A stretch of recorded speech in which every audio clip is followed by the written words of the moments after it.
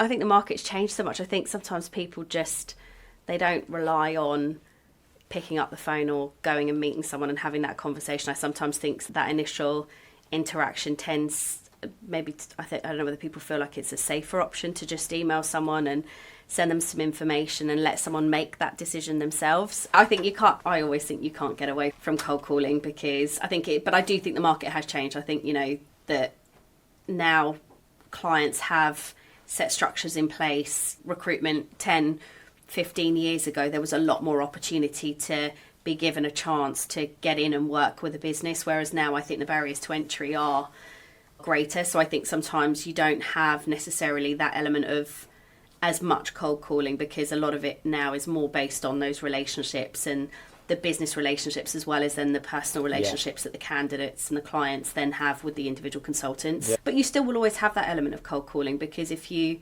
sat back and just relied on vacancies coming to you, where's the real add value? Because I know if I speak to a good candidate, I want to go and represent them in the market. I want to be doing my bit to help them get their job. And that's not going to come from me sitting and waiting for a vacancy to land on my desk, because it may or may not happen. And I think no matter what you do, the only way you're ever going to get that achievement is by going out and calling on behalf of that individual and telling someone, why is this person so good for their business?